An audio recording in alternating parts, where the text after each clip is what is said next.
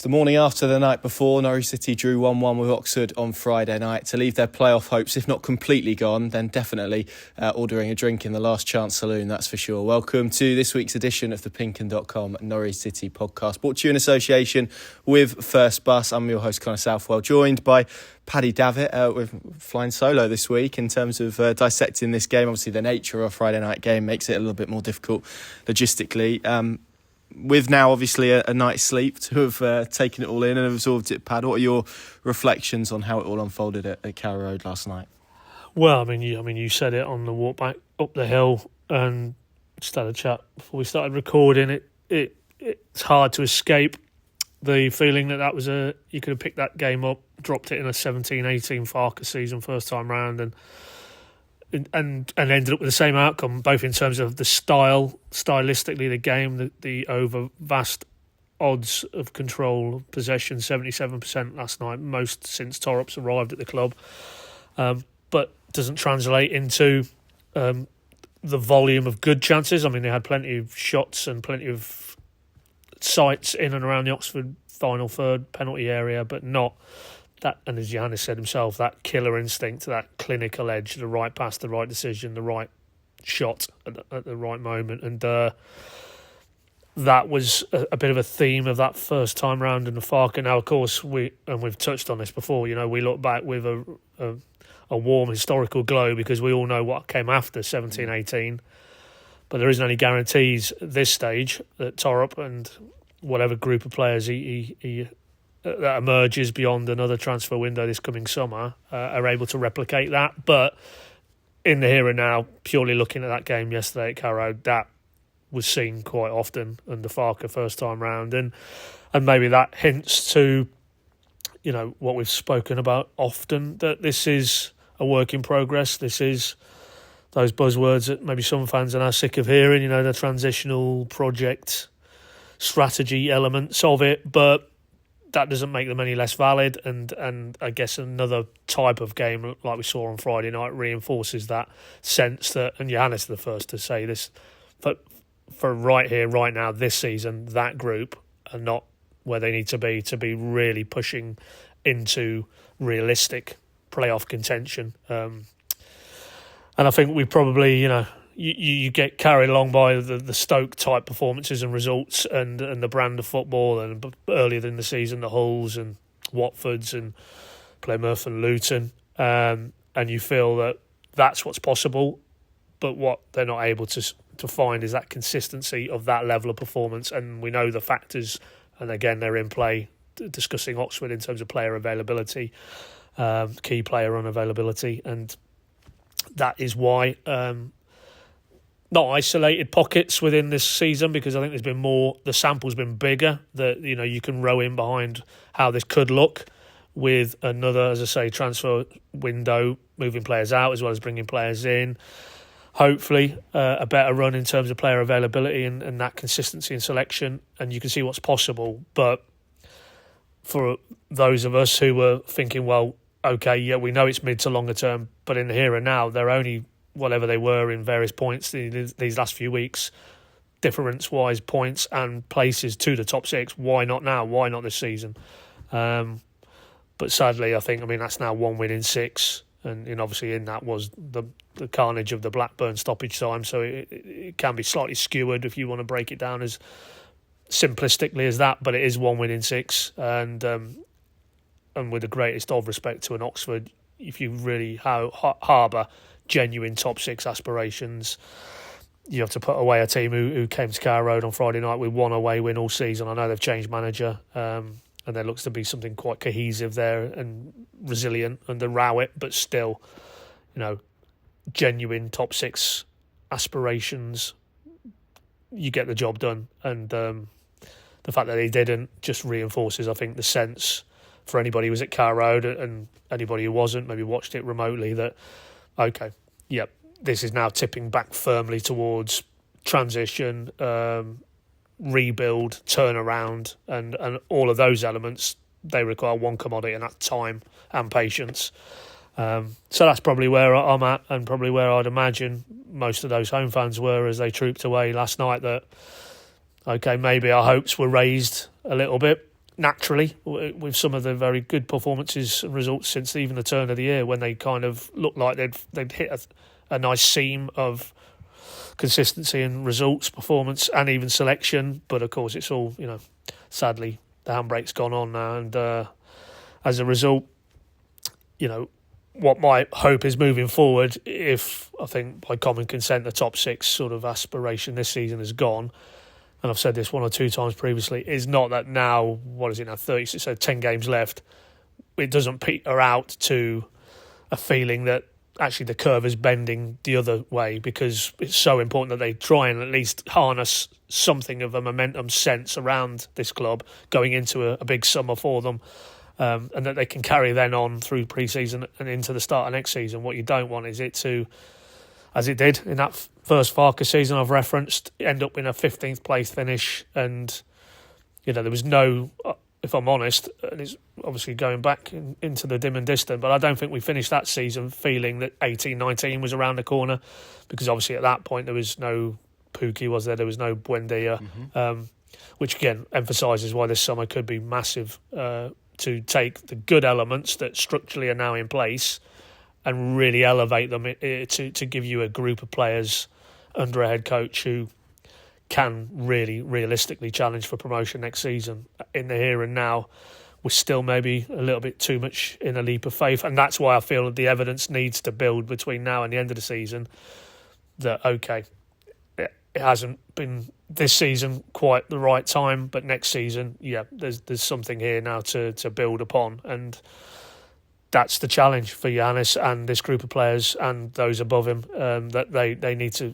inject something that feels like momentum and a bit of optimism among the fan base. And I'm not saying that isn't there, but I think it's kind of, the sample isn't big enough that you would feel that if it just plateaued now and they finish the season seemingly kind of in a bit more of a regressive part of the development curve, that isn't really where they need to take this sort of project now. That needs to, be picked up and, again, accelerated for me. Otherwise, a lot of focus inevitably then will hinge on what they do in the transfer window. Yeah, completely. And I think if last night was anything, it seemed to be an encapsulation of probably everything that this season has been, where it felt like it's never really got going. Obviously, consistency has been an issue, even in terms of the way the game unfolded. Start brightly, score a goal, regress, concede a soft goal, and then spend a lot of the game huffing and puffing despite dominating the game. And then obviously there's the external factors, the injuries, obviously the disciplinary stuff, the external stuff that has just prevented Johannes Hoff Thorup, his coaching team and the team really from garnering any type of momentum and rhythm, because the midfield's always different. You know, last night you had Jack Stacey playing at left back. You had two left-footed centre backs. It just didn't necessarily help with their progress on the ball. That midfield was quite static. I'm probably at a stage where increasingly I feel you can't have Sorensen and Wright in this team. They feel too similar to me, and that's not to sort of pick those two out and say that they played particularly badly, because I don't think they did, but I think it's more a sign that they need a little bit more creativity and energy and intensity, probably ahead of one of those players in a deeper role. And when you combine all of that, you probably get what we got last night, which was a performance that probably is of a team that is going to finish just short. And I mean, my view has always been, if Norwich City were going to get into the top six this year, it was always going to be very much a case of, kind of as it was last season, stumbling their way into sixth, and maybe then failing to probably get promoted. Whereas you hope next year they can probably make a case that they can be, let's say, a la Sunderland, a really good fourth place team that isn't just in the playoffs to make up the numbers, but is there with a genuine chance of progressing through them. That is obviously the hope, that with another turn of the wheel. And you mentioned 17, 18. I think it's easy to forget how poor Norwich were for a lot of that. And obviously, I remember similar conversations probably to what's being had now in terms of, well, they'll sell Maddison, and Angus Gunn was on loan and Harrison Reed was on loan. You lose those three players and that's a core bit of your squad gone. And then obviously they got it right with their recruitment. So, I'm still sat here this morning probably feeling they're not a million miles away from being a really good championship team, providing they can get a fair wind with injuries next season, providing they can obviously recruit well. But but it does feel, Paddy, at this juncture, like right now that obviously we're speaking ahead of the Saturday games taking place. So if all of the teams in and around them lose and it's the same picture heading into midweek, then we go again. But certainly don't feel that's going to be the case. That it feels like there's too many teams and too many things that need to go in their favour from here to reach the top six. Yeah, and I think by common consent, probably the top four accepted. It's a very average division. The quality isn't there, the consistency isn't there, and that's, if we're being brutally honest, is probably what has kept Norwich on the periphery of that. Well, hang on, look at the gap to the top six at any given point in the last few months. They can bridge that if they get on a run, and I'm not saying that they haven't closed the gap through their own efforts, but it's also a case of, I think, some of those pack of clubs that are now ranging up behind the likes of Sunderland and obviously Burnley in the top two have been equally struggling maybe for consistency. So there's no guarantee that will be the case next season, but I think what we saw in that 18-19 season was it didn't really matter that season what any other teams were doing, and Norwich were just so good, so ahead of the curve on and off the pitch, and quite rightly, because they went on to win the title. They were the standout team, and there is elements that you could see. Okay, yeah, well, that's in place and that's in place, and if they could embellish it in the window to come, then yes, they could. I'm not saying they could then go on and replicate 18-19, but your point's a pretty good one. That could they be a Sunderland? Because Sunderland this time last season were very similar. 16th, I think. Yeah, they came to Carrow Road, I recall, and a lot of young players, and they looked good in parts of what they were trying to do, but very, again, naive in other parts of the game, and certainly not ready to do what they've done this season. So the fact that they're in very short order, one window, one season, they can turn themselves into something that looks Premier League, at least competitive in terms of competing for the Premier League, should be something that Norwich fans can hang their hat on and feel that, if you back Napa and you back Thorup and Atanasio to get it right this window coming this summer, then allied to the fact that I think the depth of quality isn't there in the Championship, and of course, there will be three clubs coming back in, and certainly one of them looks like it might be their rival, so that injects another element to what next season's Championship race would look like. But and obviously Birmingham are coming up at the other end now. I think about it, looks like odds on that they'll come up, and they're going to be having a go as well. So, but you could slice up any given Championship season and fear that is this their opportunity this time around, because it's going to get a lot tougher. I don't think that necessarily holds true. The reality is that's external. Norwich can't really be worried too much about what the composition of the Championship looks like next season. For me, and I agree with you, Connor, I think, well, it's frustrating, certainly in this phase now, and particularly even within this phase, that Carrow Road games now feel like much more of a struggle than the joie de vivre of how they brushed aside a lot of teams under Thorup Hoff ball earlier this season. It's become Fingrul, Derby, Preston, Stoke is the outlier, but now Oxford and Sheffield Wednesday, I'd imagine, will be quite obdurate at Carrow Road this coming Tuesday as well.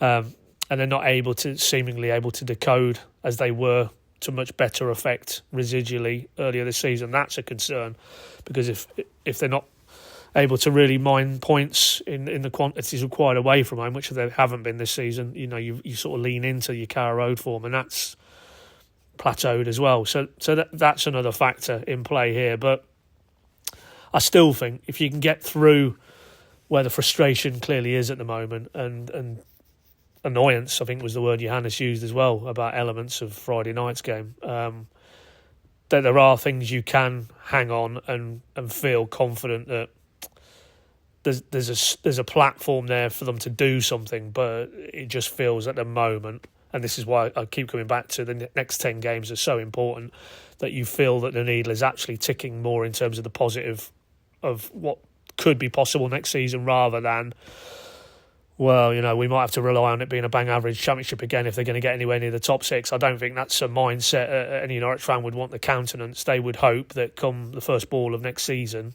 off the back of however this season finishes, off the back of what they do in the window to come, that no, there is a genuine feeling that this group are good enough. And of course, then they'll need luck. They'll need that consistency that's eluded them in terms of selection. But that this group are good enough to be actually talked about as a top 6 contender. I don't think anybody really, externally, internally, was talking about this group as top 6 contenders realistically before a ball was kicked, ironically, at Oxford, and we know how that ended on the opening day. Certainly there was nobody talking about them after the Oxford opening day debacle, but so that mindset needs to shift, whether it's not so much externally and beyond the borders of Norfolk, but certainly within their own fan base, because I think that's so important, because they have been told this is going to be a mid to longer term, stick with us, patience, we will get it right, and then we'll go on this really exciting journey together. So you need to convince your fan base that is from next season, rather than next season is still more rebuilding, still more of a turnaround, still more of a transition. I think if we're here in 12 months' time and we're here again still talking about a team and a squad and a club who are striving to be getting into a top 6 conversation, I don't think that's going to be good enough. I think that would be below the benchmark of where most people expect this to be in 12 months' time. Yeah, completely agree. And I think there are, even amid the frustration now, I mean, you take the last 2 games, for example, you can see where this Norwich team is short, because there's a lot of stuff that they do really well. And irrespective maybe of what you thought of the possession and whether some of it was stagnant, and some of it was, both at Ewood Park and at Carrow Road last night, they still had more of the ball, they dominated more of the game, they created more opportunities over the piece than both Blackburn and Oxford. I think it was 1 shot on target against Blackburn they conceded with Andy Vyman's header. It was only 2 last night, and that goal comes from a long throw that Jack Stacey heads on to the back of Anis Ben Slimani that drops perfectly for Mark Harris. So no, we're not talking about a team as poor as they've been defensively. It's 1 clean sheet at home this season. That's clearly not good enough. But this isn't a team that is conceding chances readily. They're not a team that are giving even half decent chances to teams, really, and that again probably adds to some of Johannes Hoff Thorup's frustration, because again it's and obviously there's another side to this about what they didn't do at the other end of the pitch, but in terms of defensively, certainly if you look at the numbers, they're not that far off some of the better teams in the league, and yet clearly they're performing not in that way. So it's quite obvious, I guess, where the issues are in relation to that, and yeah, it goes back to what we said so often this season, in terms of it feels like it takes them so much effort and so much work to score a goal, and often the goals they score are really well crafted. Last night's was excellent. Doyle in behind to Fisher, great cross, and a brilliant finish from Josh Sargent. Compare that to the ease that they are being scored against from very little opportunities, and that is sort of sums up why they are where they are at the moment. Yeah, I mean, as you're talking now, I mean, the Preston home game here in this run, I mean, that was just an aimless ball out of defence, pounced on, recycled, 2 centre-backs not able to deal with the movement, and then he just slots it past. I mean, it's just... What was the game? I'm trying to think the game where the guy... Was it the quick free kick Burnley here, wasn't it? Yeah, where Zian Fleming, he's absolutely walloped it into the top bin from a free kick. Yards, yeah. Now, of course, there was... Even that goal, I think it was Nunes and maybe Cernach could have been quicker to react, but still, that was just a majestic piece of finishing, and you just have to say, well, that is top draw for this league. But more often than not, it isn't that. It is maybe not quite as calamitous as the Friday night game, but it is, Keystone Cops elements of you win the first contact, then you head it against your mate, it drops back down, nobody reacts, and then their player fortuitously swivels and crashes it past Vicente Reyes. And that's probably where the frustration and the annoyance is for Thorup, because he's, as he said, I think his first opening remarks post-match last night was they did enough, even allowing for what they didn't do very well, but they did enough yesterday evening to win, in his view, 9 times out of 10 if you played that game again. But there's too many of these, the 1 in 10s, which... And then the goals that they're conceding, as you rightly say, they're not coughing up huge chances, they're not coughing up great chances, or teams aren't scoring really good goals against them. And they're not being carved open, are they? No. We're not seeing teams, play through them. They tend to be pretty rubbish goals to concede, really. But is that... Well, clearly that is on Norwich as a collective. Yeah. It's on individuals making poor decisions. If it's the same individuals making the same individually poor decisions, there's a collective element to that in the coaching. Johannes was asked directly about the clean sheets. I think it's 5 in 36 now, which isn't, unfair to parallel what Burnley have done, because they've completely gone the other end, and then their clean sheet record is off the dial. I mean, that's historically. Well, this is the thing, though. Yeah, so it's not the be all and end all, but it's obviously got them firmly in that race for automatic promotion. But somewhere in between, Norwich are definitely towards the bottom end of clean sheets if you rank all the Championship sides, and particularly away from home as well. That ability to grind something out and know that you're going to have to withstand pressure and spells of pressure and come through that, and then whether it's a draw or whether you nick a goal and take a win, as the game unfolded for him at Ewood Park last Saturday, that should have been a 1-0 away win. We don't need to go over the ground but again, poor individual decision making, and it felt like that was a watershed in terms of Thorup's reaction to that. But he might just put down the Oxford concession to that is simply rank bad luck. That a clearing header ricochets off the shoulder of your teammate and drops down. But the reality is, we have seen that too often for it to be for me brushed aside as it's just bad luck again. And what can you do? Which isn't going to again cut it if you're trying to move this forward now and get Norwich to a position where it isn't just about their in possession work in terms of Thorup, because I don't think anybody could dispute, and that goal last night was ample evidence that when it clicks, the players they've got in midfield and forward areas will score goals against any Championship opponent. We've seen that this season. They can be competitive going forward on the ball, but I think that rate of progress, and certainly the acceleration in the progress moving forward now into the next season, is going to be hindered dramatically if they cannot come up with something that is residually effective out of possession. And that's out of possession defending set pieces. It's out of possession, just general play. We know about the high risk and reward, and with that will come some, like the Luton goal down here that night when Slimani was kind of dispossessed on the edge of his own box.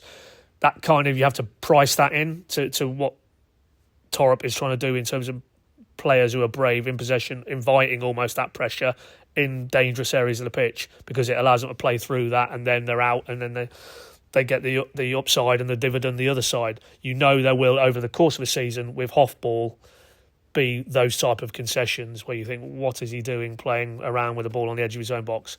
So you're not concerned about that, but it's just the multiples of goals that are so easily avoidable in other areas of, and I don't think you can mitigate that against, well, that's the risk side of, no, I think you can defend a throw-in better. Anybody watching will see the lights have gone out. That's a metaphor for Norwich's season, but we'll get them turned on again. But I don't think you can, as I say, I don't think you can say what happened with Oxford's opener is just one of those things. I think Norwich can and need to be better.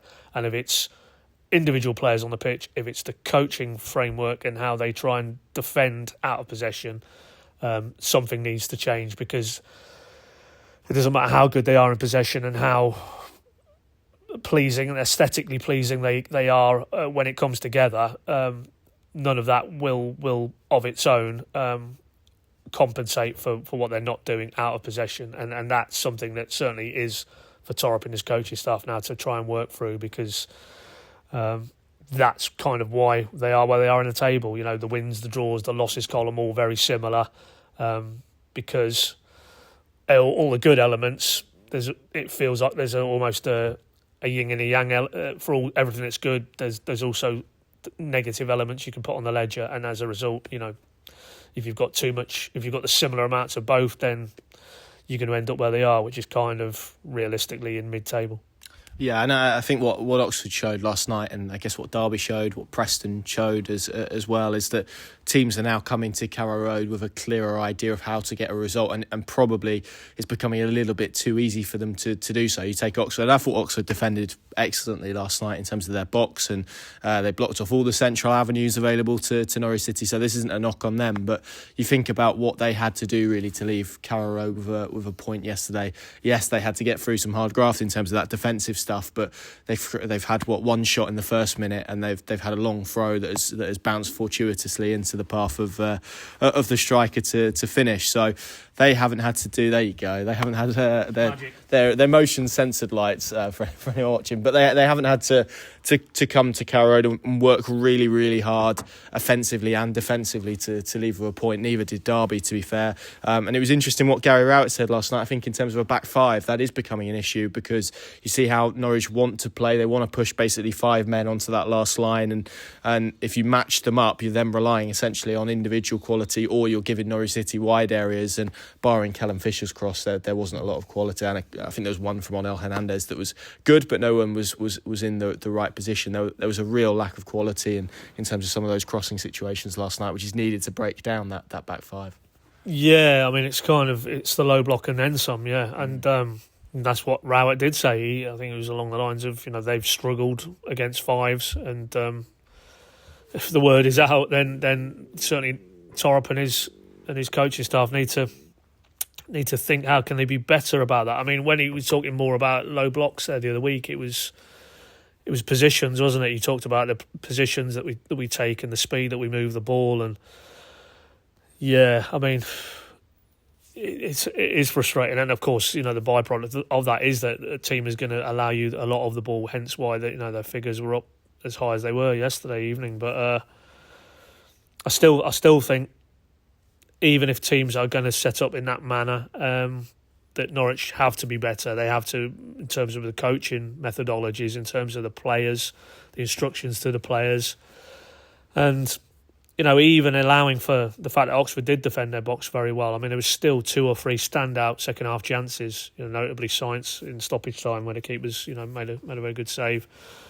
But One that dropped for Cianats as well. Sargent's header. Yeah, I mean, there was the one he tipped over as well from Cianats. So by no manner of means enough in terms of the volume of quality chances, but they did create, which shows that even against a defence who set up in that manner, who basically concede space, concede territory, and as you say, try to match them up in the final third, that if you're good enough, you can manoeuvre teams around. And particularly when you get to the end of the game, it's a long shift for a team like Oxford if they come here and they have 23% of the ball, and those concentration levels, you just have to almost continually wear them down. And I don't think Norwich were inventive enough to do that, to manoeuvre them out of their positions. The rigidity that they showed in that defensive third, it was too easy, really, and that was on Norwich. As good as you rightly say, in terms of the drill that Rowett had them playing. I still think if Norwich are better in terms of, and you touched on it earlier, I would agree. I think midfield, they're too pedestrian with Sorensen and Wright in there. The contrast, only going back to the Stoke game when Nunes was in that midfield 3, it was Sorensen, Nunes, Slimani that day. Sorensen sat deeper, it freed Nunes and Slimani to be much higher, much more progressive, much closer to Sargent, Dobbin, Science as it was on that afternoon. Now, okay, you might say, well, Stoke showed a bit more ambition than Oxford, but what I would say is, at the start of that game, Oxford were pressing very aggressively, very high. There was spaces to play through them. Notably, they did that for the goal. But that midfield 3, I think, particularly when you comes up against a team like Oxford who are going to come to Carrow Road and do what they did, it didn't work. It played into their hands to a large degree for me. So, I'm sure that's something that Thorup and his coaching staff will have to consider, because the reality is Rowett's now coming out and saying that other teams, would it be surprised if Danny Roll sets Sheffield Wednesday up in something similar, and moving forward into next season, if Norwich are that easily counteracted simply by going into a 5, particularly at Carrow Road, then ultimately then it comes down to Thorup as a coach trying to understand that is the challenge they face and coming up with better solutions. And that's, for me, certainly central midfield areas and a bit more dynamism and a bit more invention and a bit more quality, really, all round. Because if you can't unlock players of the calibre of Science and Sargent, and Cernach clearly has the quality, but he needs to show more consistency in his play, but certainly has the quality. So for me, they have the assets in the final third, but it's how do you unlock that? And they didn't really, over the piece last night, find the answers. No, it's twofold for me when it comes to those low blocks, and you've kind of touched upon it. I think you have to move the ball quicker. and I felt too much of their possession last night. I tend to sort of split. You can sort of split, I think, possession two ways. You can have sort of what I would describe as active possession, where you're probing and it's purposeful, and you can have stagnant possession where it's slow and it's laboured, and you're passing the ball around maybe a back four, wondering how on earth they are going to create a chance. And there was probably too much of that last night. And when a team is set in a block like that, you've got to, as you say, it's so mentally tiring to play without the ball, to shift from side to side constantly. You've got to probe with real intensity and wait for basically those spaces to open up, which they did in the first half, where Boeta was too wide. Fisher could then get off the back of him, and it felt like that was the only way really that Norwich were going to construct it. I mean, you look at even the Saints chance, that was a very good bit of movement and a really intense pass, and it was probably what was lacking from that midfield. And then the other element of that is the movement. They needed, for me, more movement in midfield, and that comes from, I think Wright, for example, I thought played quite well last night. I don't think Sorensen did a lot wrong, but I think as a duo, it needs one rather than two. And look, clearly there's wider issues in terms of their midfield and why that wasn't the case. And maybe if you have a McLean, Nunez, Marcondes midfield, the game goes differently. And that is why so much of the lens that we're looking through things comes back to injuries and unavailability. But just didn't feel like they had that creativity. They were quite rigid in their shape at times, I felt. And then you're asking Sienats and Sargent and Saints probably to drop into areas they don't want to drop into in order to try and spark something and create something. And I also think as well, I thought Cordoba had a good game again last night, and that has been probably a positive trend of the last few games, how well he stepped in. But I felt there probably needed to be a little bit more movement and impetus from those central defenders as well. So all of those elements, when you put it into a pot, I think led to what was a frustrating evening. Of course, there is the external stuff in terms of injuries and disciplinary stuff, and we'll get onto all of that because I think it's going to take us a fair while in part two. See you in a second. Welcome back to the PinkUn.com Norwich City podcast, brought to you in association with First Bus, reflecting on another frustrating Carrow Road evening for the Canaries, a 1-1 draw against Oxford United. We've dissected so much of maybe why it became a frustrating night. One element, Paddy, we've done remarkably well to talk about because it is press conference, dominating press conferences, it's dominating the team news videos that we do, injuries and lots of them. And again, we arrive at Carrow Road, the team news comes out. No Angus Gunn, no Marcelino Nunez, both hamstring injuries. Already it's a big list, isn't it, that is being compiled. And again, I don't think it can be underestimated. I know people maybe will look at it as an excuse, but I think it's factual. You look at, we've spoken about the amount of midfield combinations, 18 in 36 games. Every other game they're having to field essentially a different midfield trio. I think there was a stat out there that said they've named 6 unchanged teams this season. So that's 30 different lineups this season, 32 different lineups. It's when you present those figures, it becomes quite clear to see why they've struggled for consistency, why they've struggled for any kind of rhythm, and why this season has felt very, very stop-start in its nature. Well, following on from the previous discussion about teams coming and making it very difficult for Norwich. The elements that we've spoken about in that section that Norwich maybe need to embed in their play, and so it becomes second nature and they groove that in and it's intuitive. Well, that only comes from a consistency of selection and the same players, game in, game out, home and away, as individuals, and also particularly, talk central midfield, that's a very collegiate sort of set up within the overall 11, particularly under Thorup and how he wants to operate and the importance he places on the central midfielders. Those relationships, they only come through a consistency of selection, and that is, sadly something that isn't directly in Thorup's control. And if it's 30 from 36 league games that they've had to make changes, well, I don't think that is an excuse. That clearly is mitigation, no doubt about it. And particularly when it's, if we again just narrowly talking about central midfield, you take Nunez out of that central midfield. We say it often now, but he is, for me, the prototype of the players who are available currently to Thorup at this football club. And he showed that most recently at Stoke. And to take him out, it's a massive miss. Because it knits the defence with the attack, it knits the out-of-possession work with the in-possession work, the control, the dynamism, the ability to unlock that goal-scoring potential they've got in the final third. And that's not solely down to him. With McLean, I think by common consent, they're probably, if you had to list who are your 3 central midfielders, them 2 would be in most people's lists of 3, I'm pretty sure. So to compounded by the fact that he's been out, obviously, with these breathing difficulties related to an infection, and Johannes felt it was too much of a gamble to start him against Oxford, hence why he came on in the second half. So to take those two out of the equation for various periods of time, not all fitness related, as we know, Kenny, and the disciplinary sort of tranche of games that he missed, that has been huge, I think, in the bigger picture. Obviously, Sargent's back now, but you lose him for 14 games, and he's just shown again he underscored it last night. Irreplaceable, really. Irreplaceable in this Norwich side, probably irreplaceable if you took him out of any Championship side, the truth be told. And okay, I know Gunny's had a few detractors this season. It's probably not the Angus Gunn of previous Norwich seasons, but there's no doubt he is still the number one. And for him to come out and not even be able to call on George Long because of the concussion protocol he had to observe, and then you're looking at Dan Barden, Vincenti Reyes, Archie Mayer, or Dan Barden, and I think Archie Mayer have had their injury issues. Vincenti Reyes came back from Cambridge. I'm very much clear that he was going to be almost an experience thing for the next 6 months. Just learn from Gunn, learn from Long, learn from working under Tony Roberts, the keeper coach, and then he's thrust into his first Norwich appearance. And while he didn't do anything wrong, really, couldn't really say he was at fault for any element of the goal, I didn't think. And overall, underlining the way the game unfolded, it was a fairly quiet shift. I don't recall him having to do too much beyond, making sure his distribution was adequate and composed and confident.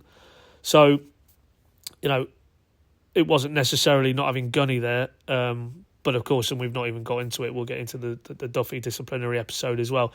But all of those elements don't improve Norwich's chances of getting past Oxford and an obdurate Oxford. And that is fair in terms of stacking up the things that you can criticise this Norwich collective for and the things that you can't really criticise Thorup for. I mean, the reality is, if he's got Nunes and he's got McLean available, they play. Every week they play. And the fact that you look at how many games they've missed, and it's obviously a frustration to all concerned with Nunes, particularly that, again, we're back with these hamstring-related issues. That was the bulletin from Johannes last night. He said he felt soreness in both hamstrings coming out of the back of the Blackburn game. Hadn't trained all week, given his previous injury history with hamstrings this season. Too big a risk to take, because I'm sure they're still looking at it in the bigger picture, and they won't give up the chase for the top six. But you've got no chance if Nunes is going to miss a chunk of these remaining 10 games. So whether he's available for Tuesday night, whether that comes too soon, you'd be fearful it probably would do. If they are going down the ultra cautious route with him now, then they might deem Bristol away this coming Friday week now as the next game to bring him in. But of all the players unavailable, I think he's the biggest miss, really, because he makes everything tick. And unfortunately, that is the theme, and it will continue to be the theme, you fear, now between now and the end of the season, because I don't think now, particularly these muscular management issues, when you've got 36 games into the season and the miles that are on the clock now with these players and the load, you're not suddenly now going to get all of those back into something approaching tip-top shape. So I think we're going to be continuing this theme right down the stretch now, where players are going to be in and then out, and until really maybe we get to the summer, and then that's obviously a broader debate, and it will continue to be a debate about management and rehab and recovery and case by case. What are they doing? Can they do better? Can they develop more robust footballers? We had the comments to you from Johannes pre-match about Jurasek. I just find that amazing, really, that a player they target in January, bring him in, can't obviously get him straight in because of the Brexit-related stuff around regulations and rules, but then he plays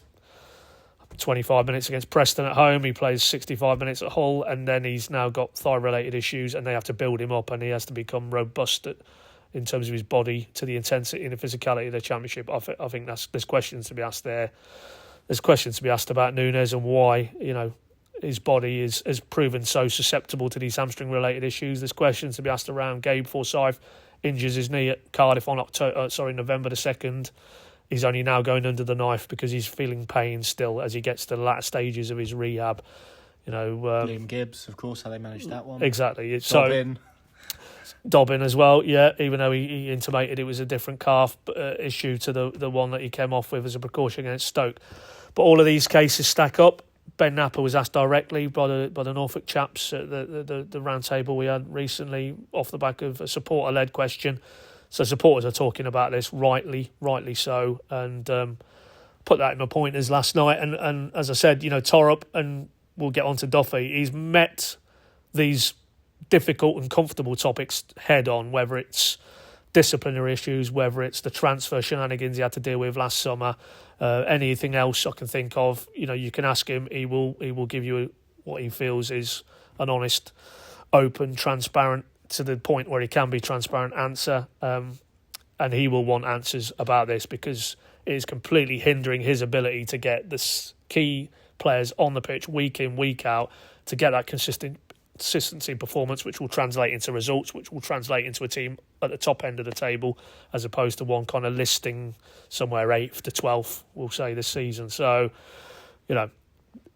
whether you feel it's fair criticism or not, it's clearly a justifiable talking point, and it's one that they do need to address when we get to the summer. For the here and now, it's just going to be more of the same. It's going to be more fitness bulletins where you kind of take a sharp intake of breath and fear who's going to be unavailable for the next game, because when you get to this stage of the season, and it isn't Norwich in isolation. I was watching something the other day about Arsenal, and apparently they've got a proliferation of hamstring-related injuries, and there's question marks being asked about how Arsenal are managing their players and rehabbing them. And it'll be plenty of other clubs at all levels of the game, but let's be honest, we're sat here, we're not worried about any of the other clubs. We're worried about Norwich and their situation with players and the health and availability of players, key players as well. So, one hopes that if something does come out of this season, that they're in a better, healthier place with their pool of players from next season.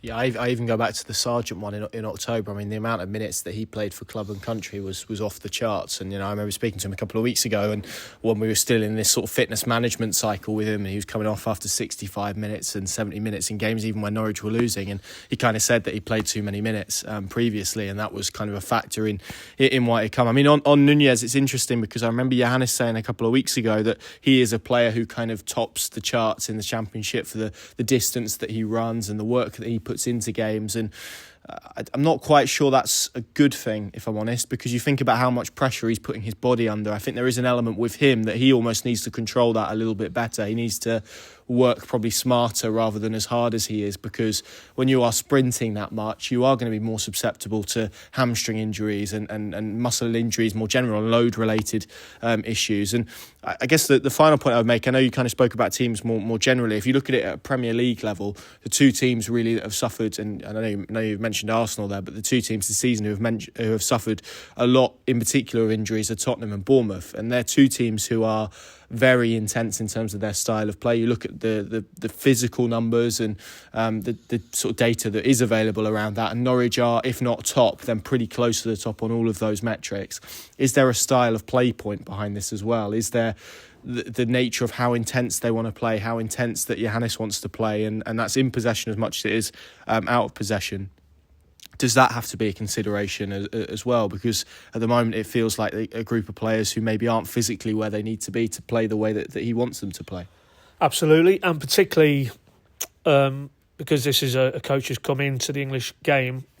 But he's come into the English Championship, which is compared to the Premier League. We know about the scale of games, the grueling nature of the fixture list. These routine 3-game week cycles.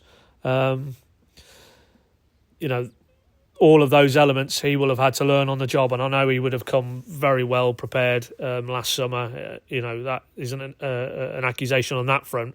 But when you're in it, and you're living it, and you've, like he faces now in this period now, he's played Friday night. He's got probably a recovery day or two. Then you're trying to sift through who's available to put a team on the park to go again Tuesday night against Sheffield Wednesday. Then what will Wednesday, Thursday be? That'll be more recovery. They've got to factor in travel to Bristol, and then they're playing Friday night at Bristol.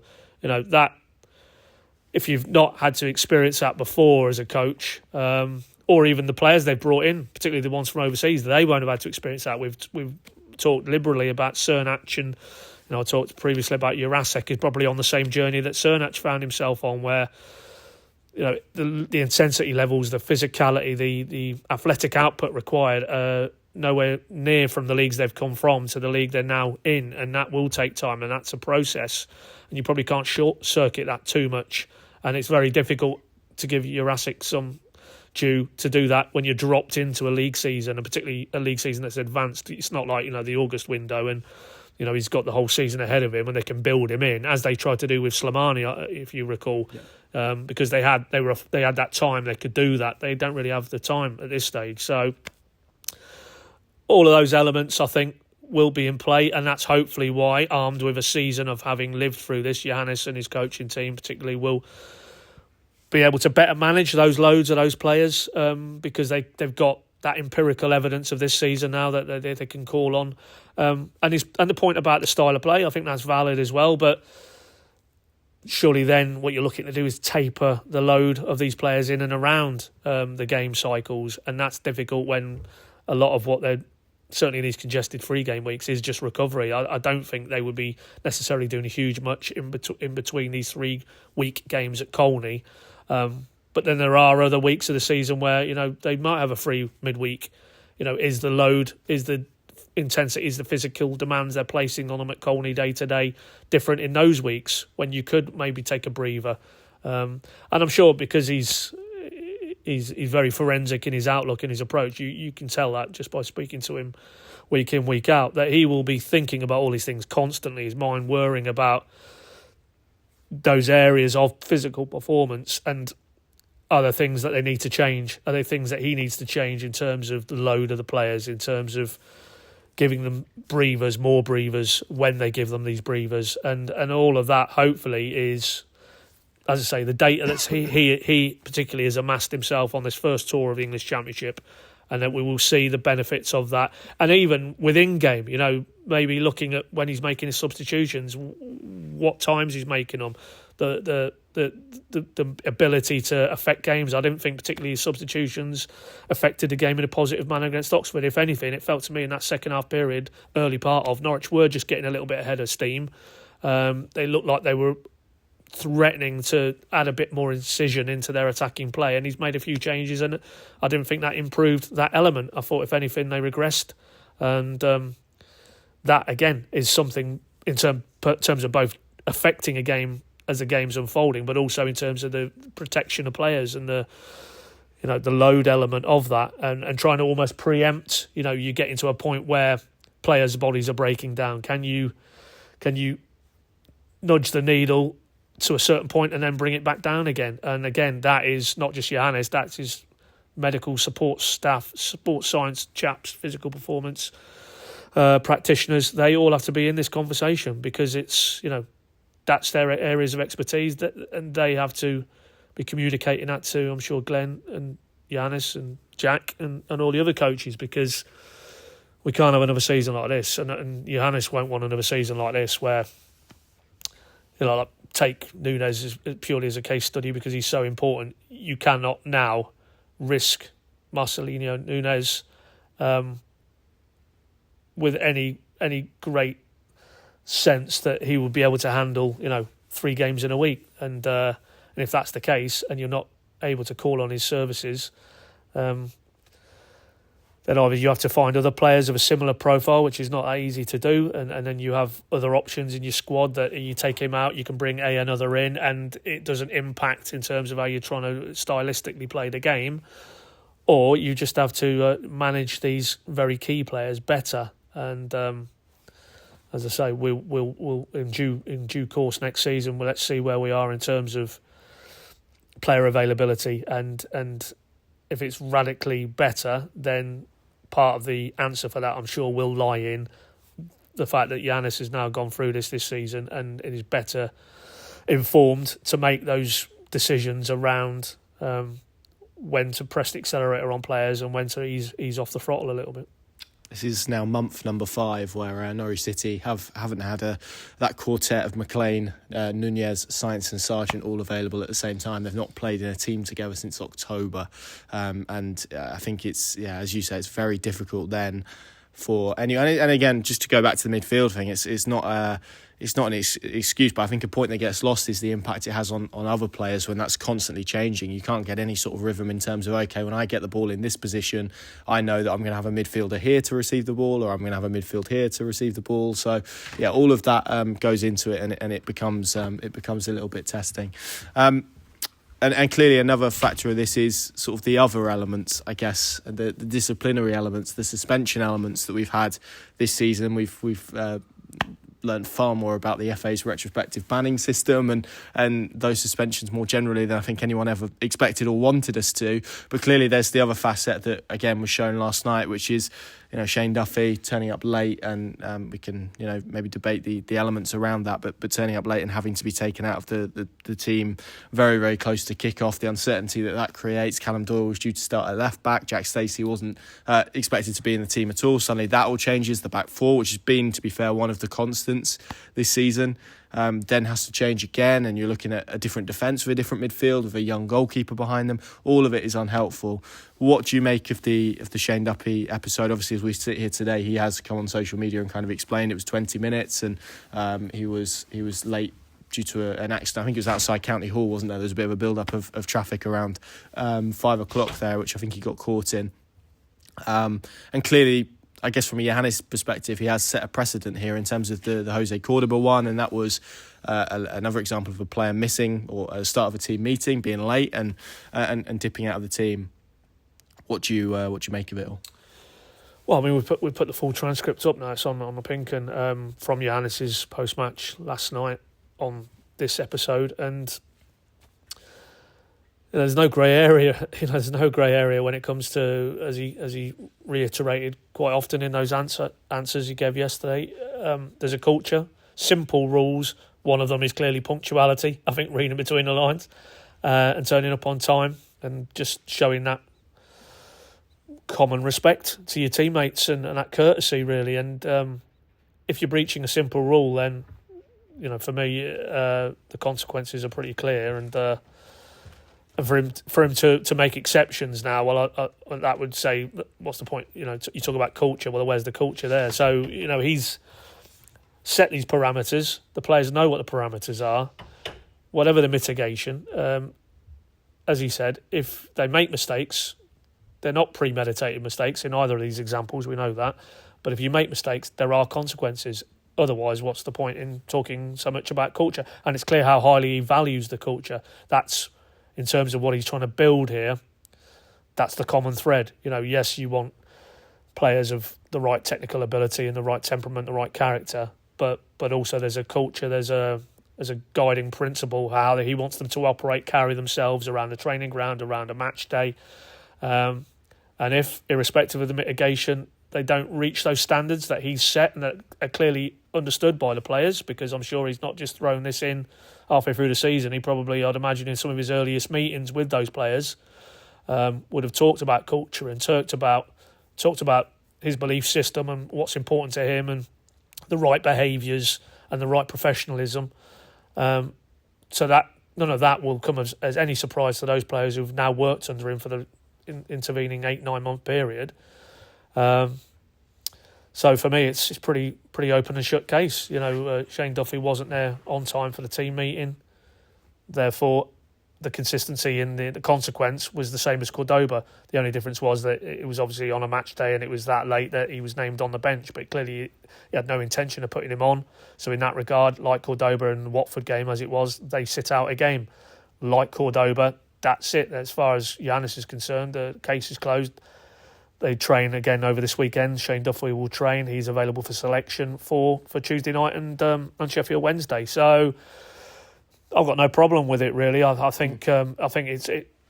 And also, as Johannes said, this goes on. These type of incidents go on up and down the land at clubs. Maybe the difference with him, and this might also be part of the culture and the transparency and the openness that he wants to build in terms of his fan base.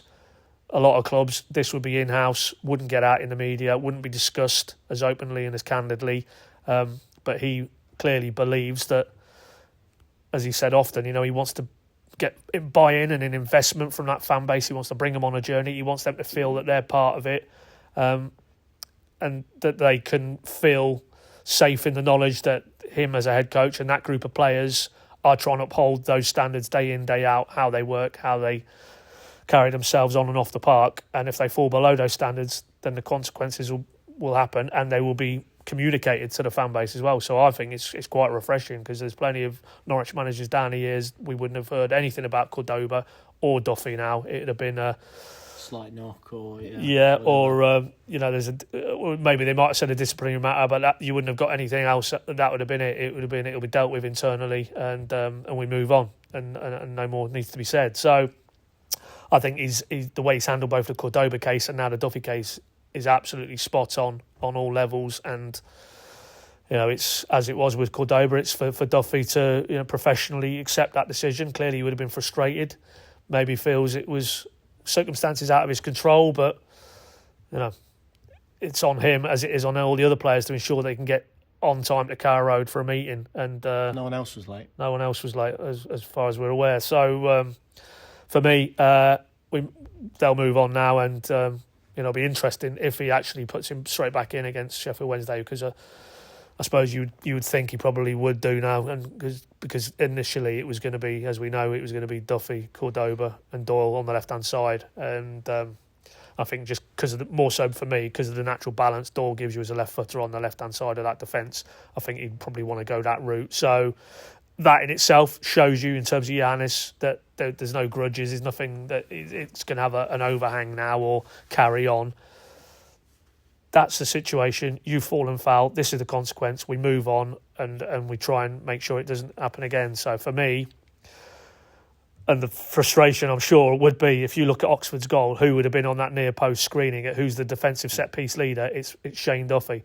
So I think there's a high probability that goal isn't scored if Shane Duffy's in the lineup, which only magnifies that sense of frustration and annoyance. But it's very clear Johannes is not going to compromise his beliefs for some sort of pragmatic decision that benefits him short term. He believes this cultural thing is far bigger than that, far bigger than one game against Oxford at Carrow Road, and as a result, that's couldn't be clearer. And those players, if they didn't already know it, they should know it moving forward. I mean, I asked him on that point, does he need to reiterate almost about the cultural element of this, because he's now had in pretty quick succession 2 cases of poor timekeeping from his players, and in Duffy's case, a senior player as well, who should be one of those you can rely on to set that culture inside the dressing room and be that leader. And he more or less said, well, no, they know, and mistakes happen, and it's unfortunate. It's unfortunate it happened on a game day, but mistakes happen. But I don't get the sense that he feels that this is projecting an image that there's some sort of, ill discipline going on, and it's a holiday camp there. I think he just feels these are 2 isolated incidents, but everybody knows the bigger picture about the culture there. And what you probably could detect from this guy is that if the same players continue to make the same types of mistakes and don't treat that culture with respect, they'll be gone, because they're not going to be part of what this guy is trying to build. Because he in all his dealings, from right back in the summer with those players who were clearly agitating for moves away, to now with these disciplinary episodes, you can see he's very laser-like in his outlook and his approach and what he believes is important, and the fundamentals that go beyond players who are good enough to play Hoff ball on the pitch. It's bigger than that for him. And personally, if I'm a Norwich fan, to have a head coach setting that example, I think is something that I would be very pleased and proud to have. Yeah, agreed. And I think it's a difficult one, because I can understand people who say, well, it's harsh and maybe it wasn't his fault, and you can get stuck in traffic and accidents happen, and I'm sure we've all had that at various cases of our lives where we've definitely done it in games. I remember Southampton last season. We were very lucky to make kickoff because we got stuck in in traffic. So it does happen, and that's life. But equally, by the same token, I think you can't have a situation where you say, well, Jose Cordoba was late for something and he missed the game, but Shane Duffy did it, but that's all right because it was, under these circumstances. I think then if you're Jose Cordoba, you turn around and go, well, how's that fair? And then you allow other players to say, yeah, well, I was late, but it was only 5 minutes and it was only for this reason. So I think you do have to make it very black and white and probably prevent excuses. So I think it probably is the right decision. Obviously, hopefully now he comes in on Tuesday against Wednesday and makes a real impact and can do it because he, by and large over the piece this season he's been a really important player for Norwich, and certainly pre-Christmas I thought he was one of the more consistent and probably impressive performances. I think his form has dropped a little bit since then, but maybe understandably so, and you can see probably what Norwich City lack when he isn't in the team as they did last night, as you mentioned, Pad. Just to finish then very quickly, just the ticket. Let's do this segment. Feels a little bit misplaced after a frustrating 1-1 draw, but I still think there were positive elements in there. What is the player thing aspect that you'd like to pick out to be just the ticket for this weekend? Well, I'm probably going to steal the name you were thinking of because you've already referenced him, but I do think Jacob Wright was good and was a step forward, and Johannes singled him out as well, which I thought was quite telling. Because if you go back, and it's only a very small sample since he came in from Man City on deadline night. He looked a bit. I mean, the Preston game. I know that was the McLean in the warm up, and kind of everything was on the hoof. But he looked against a very streetwise Preston, it has to be said. He looked like what he was, which was a player who's been plucked from development football, and certainly, and we talked about it with Cernach and maybe Jurasek. The Championship culture shock seemed to be too much for him that night. Hull, there was a little element of that in that first sort of 15-20 minute spell when they scored alongside Sorensen, to be fair. Got better as that game went on, and then thereafter he feels like he's growing into it. He's been obviously a bit more in between, sort of more cameos from the bench, but he got a start again on Friday night. And I think the difference between that game and the Preston game was when he was taking the ball in possession, he was moving a lot quicker. There was a lot sharper snap to his work. He's clearly a very good technician. Passing range is very good, but the speed of his actions were noticeably quicker for me after 4 or 5 Championship games, and that bodes well. And I mean, Johannes more or less said what he looked like along the lines of he's been playing Championship football for years because he was so good last night. And so for me, yeah, obviously we know the scenario contractually there. There's a potential option with a buy woven into that deal, and I've got no doubt if he continues on this path between now and the end of the season that Norwich will be very keen to do that loan into a permanent. Yeah, agreed. I think there's a couple of candidates. I think Antti Cernach probably deserves a mention. I think he faded just before he went off, and I don't. You mentioned the subs earlier. I don't think the positional change really helped him after that.